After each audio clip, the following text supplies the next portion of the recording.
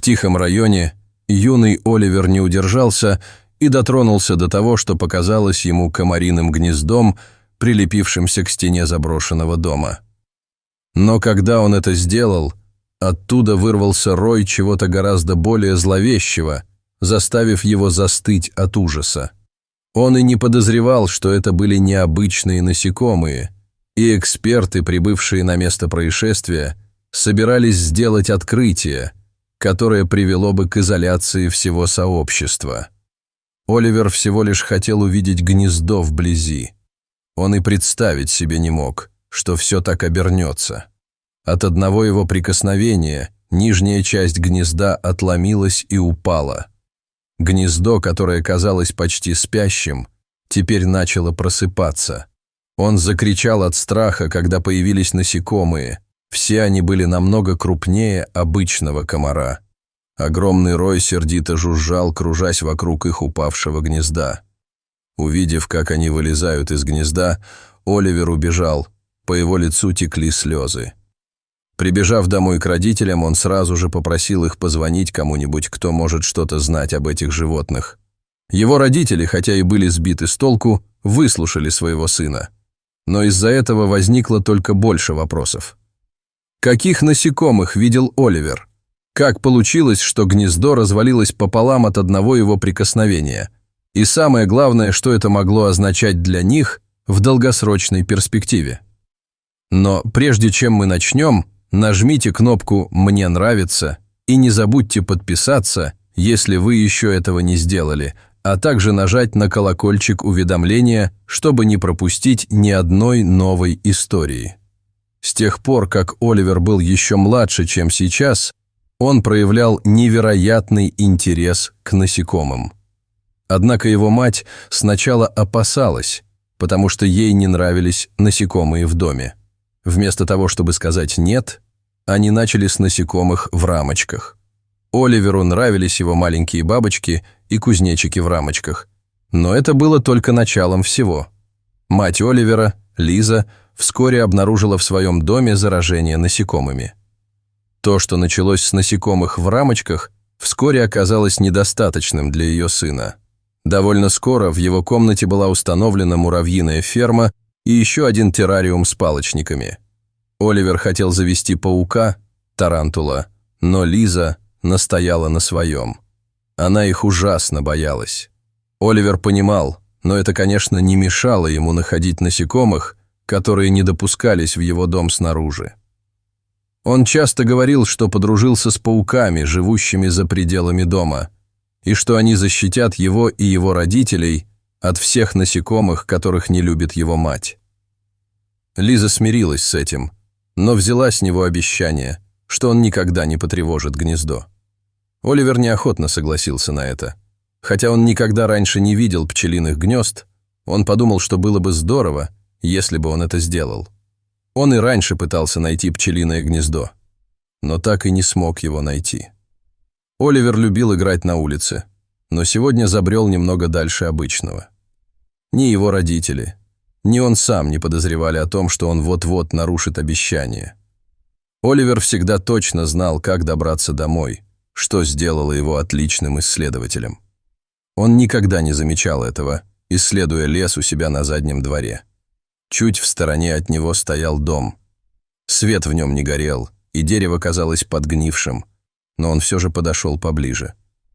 На стене дома он увидел то, чего никогда раньше не видел. Приблизившись к ним, он увидел сидящих на нем маленьких насекомых, в которых узнал комаров. Тогда это должно быть гнездо комаров. Оливер понятия не имел о насекомых, которые на самом деле были в гнезде. Он наблюдал за этим, слушая жужжание насекомых внутри. Он почти дрожал от возбуждения и в какой-то момент потянулся вперед, чтобы пощупать структуру гнезда. Он остановился, вспомнив предупреждение матери. Он обещал ей. Однако ее здесь не было, и она никогда не узнает, что он прикасался к гнезду. Потрясение отразилось на его лице, когда он отступил назад, а жужжание стало громче. Из отверстия на дне гнезда вылетел большой рой насекомых. Оливер понятия не имел, что он видит, не узнавая этих существ. Одно было ясно. Это определенно не комары. Во всяком случае, он их не узнавал. Он старался не закричать, когда они приблизились к нему. Он развернулся и быстро убежал из дома. Он чувствовал себя глупцом из-за того, что не послушал свою мать, и пожалел, что не стал проверять границы дозволенного, а любопытство взяло верх. Его дом был уже в поле зрения, и, взбежав на крыльцо, он ударился о входную дверь, прежде чем лихорадочно распахнуть ее. Его отец и мать с удивлением посмотрели на своего маленького сына, у которого без его ведома от потрясения текли слезы по лицу. Его мать, Лиза, быстро подбежала к нему, чтобы убедиться, что он не пострадал. «Прости меня, мама!» Оливер зарыдал, уткнувшись носом в ее руки, и, продолжая плакать, обнял ее. Хотя его мать подумала, что он плакал от удара о дверь, это было из-за того, что он устроил сцену. «Я задел гнездо, мама, прости. Нам нужно кому-нибудь позвонить». Он икнул от слез.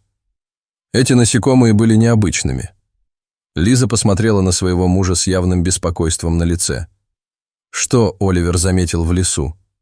Она утешила сына, прежде чем схватить телефон и набрать номер службы по борьбе с животными и вредителями. «Привет!» Она вздрогнула, когда они подняли трубку. «Вы говорите с Лизой. Мой сын наткнулся на странное гнездо, и мне нужно, чтобы вы, ребята, убрали его». Однако, когда профессионалы узнают, что это было на самом деле, они будут думать иначе. Утреннее солнце освещало сцену, когда доктор Жаклин Тернер и ее команда выходили из своего фургона, тщательно устанавливая оборудование. Доктор Тернер прищурилась, глядя на гнездо из-за очков, и скептически изогнула бровь. «Это может быть просто редкий вид комаров», – пробормотала она коллеге, убежденная, что паника может быть преувеличенной реакцией. Отбросив беспокойство, Оливер подошел к доктору Тернер. Его голос дрожал, но был полон решимости. «Сюда, доктор Тернер», – сказал он, указывая в сторону заброшенного дома. Добравшись до дома, команда собралась у двери. Подходя к родителям Оливера, доктор Тернер выглядел очень серьезным. «Лиза, находка вашего сына гораздо серьезнее, чем мы предполагали», – начала она, тщательно подбирая слова. «Пожалуйста, ради безопасности вашей семьи, сохраняйте бдительность и немедленно сообщайте нам о любых необычных действиях или наблюдениях». Под руководством доктора Тернера семья Оливера начала действовать. Они наглухо закрыли окна и двери, установили ловушки для насекомых и даже организовали небольшую систему наблюдения по периметру дома. В местных кафе и продуктовых магазинах ходили слухи о необычном открытии в резиденции Миллеров. «Вы слышали о странном гнезде, которое нашел Оливер?» – прошептала одна из жительниц, ее глаза заинтригованно расширились. Шли дни, и история с каждым разом все более приукрашиваемая передавалась из уст в уста, захватывая воображение и вызывая беспокойство горожан. По мере распространения этой истории мистер Томпсон, пожилой джентльмен, рассказал о похожем гнезде возле своего сарая. Другая жительница, миссис Родригес, взволнованно рассказала о странных насекомых, которых она видела в своем саду. Вскоре стало очевидно, что Миллеры были не единственными, кого затронуло это жуткое явление, и слухи множились. Мэр Уильямс, осознавая серьезность ситуации, организовал экстренное заседание муниципалитета. Были разосланы листовки, сделаны объявления, и в течение нескольких часов общественный центр оказался заполнен до отказа. В последующие дни единство города стало очевидным. Семьи помогали соседям укреплять свои дома, дети проводили информационные кампании, а местные предприятия предоставляли материалы.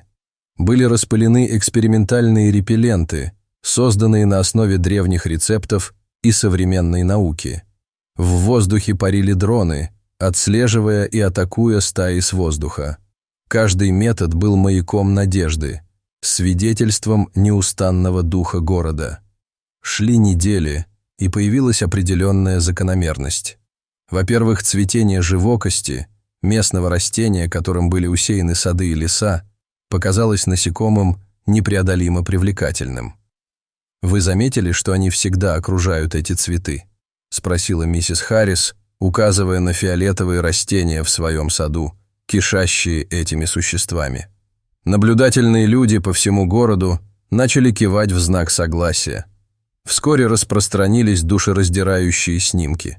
Крупный рогатый скот покрыт рубцами, поголовье скота истощено, и, что еще более тревожно, у нескольких детей появились красные отметины после того, как они подошли слишком близко к рою насекомых. Предприятия содрогнулись, когда туристы покинули их. Рынки были пусты, фермеры боролись за выживание, а торговля резко упала. На карту поставлено наше существование, будущее наших детей – все, заявил на собрании мистер Льюис, городской мясник. В отчаянной попытке изменить ситуацию ботаники и энтомологи съехались в город, сотрудничая с местными жителями. В центре их внимания было цветение живокости. Команды отправлялись в леса, изучая растения и почву, пытаясь расшифровать связь между растениями и насекомыми. «Здесь что-то есть, чего-то нам не хватает», – размышлял доктор Патель, рассматривая живокость под увеличительным стеклом. Тщательный анализ выявил поразительный факт. Цветение живокости выделяет уникальное вещество, похожее на феромон, которое не только привлекает насекомых, но и, по-видимому, необходимо для их размножения. «Это своего рода их спасательный круг», – объяснил доктор Торрес жителям города, показывая флакон с сильнодействующим веществом. Пришло осознание того, что это открытие может стать ключом к борьбе с угрозой. В любую погоду, днем или ночью, доктор Жаклин Тернер была непреклонна в своих поисках. Ее палатка превратилась во временную лабораторию, в которой кипела работа, и было много образцов. С каждым проанализированным фрагментом данных, с каждым тщательно изученным наброском и с каждой рассказанной историей головоломка, казалось, становилась все более запутанной. Однажды поздно ночью произошел прорыв. В ДНК насекомого обнаружены нарушения, которые не соответствуют ни одному из известных видов. Это нетипично. Доктор Тернер нерешительно поделилась своими мыслями со своими ближайшими коллегами. Что, если эти существа были созданы не природой, а человеком? В комнате воцарилась тишина, впитывая вес ее слов. Движимый внутренней решимостью, Оливер снова приблизился к вырисовывающемуся силуэту заброшенного дома. Жуткие скрипы и стоны старого здания отдавались зловещим эхом, но он продолжал двигаться вперед. Когда он осторожно вошел, воспоминания о своем первом открытии нахлынули на него, но его решимость пересилила любой оставшийся страх. На первом этаже были знакомые виды, но когда фонарик Оливера пронзил темноту, его внимание привлек потайной люк. Приложив немалые усилия, ему удалось открыть его, и за ним оказался скрытый подвал. Среди обломков старой мебели и разбросанных бумаг внимание Оливера привлек дневник в кожаном переплете. На его выцветших страницах было написано имя доктора Райта. Пролистав его, он понял, что это не просто дневник, а дневник, заполненный набросками, заметками и загадочными упоминаниями о насекомых. Крепко сжимая его, он почувствовал настоятельную необходимость поделиться этим открытием с доктором Тернером, надеясь, что в нем содержатся ответы, которые они искали. Изучив дневник, доктор Тернер обратила внимание на возраст записей. Углубившись в страницы дневника, доктор Тернер в шоке раскрыл глаза. Среди подробных записей доктора Райта было откровение. Насекомые были неестественного происхождения, а генетически модифицированные организмы. По мере того, как она читала дальше, становилось ясно, что доктор Райт был не просто врачом. Он был провидцем, хотя и заблуждающимся, одержимым идеей создания идеального вида насекомых. Погруженный в лабиринт формул и набросков, доктор Тернер наткнулась на потенциальное решение. Доктор Райт обратил внимание на специфическое химическое соединение, потенциальную ахиллесову пяту насекомых. Это вещество могло либо отпугнуть их, либо подействовать как смертельный яд, давая проблеск надежды в борьбе с грозным врагом. С вновь обретенным чувством цели горожане сплотились, как никогда раньше. Были организованы встречи, распределены роли, и коллективные усилия пустили корни. «У нас есть план, доктор», — объявил Тернер на городской площади, вселяя надежду и решимость в каждое сердце. Формировался их единый фронт против насекомых. В городских импровизированных лабораториях кипела работа. Химики, ученые и даже студенты под руководством доктора Тернера круглосуточно работали над синтезом химического соединения. В воздухе витал аромат, вселяющий надежду, свидетельствующий о возможном прекращении их страданий. Усилия сообщества принесли свои плоды. С каждым днем насекомых становилось все меньше, и с каждым часом настроение в городе поднималось.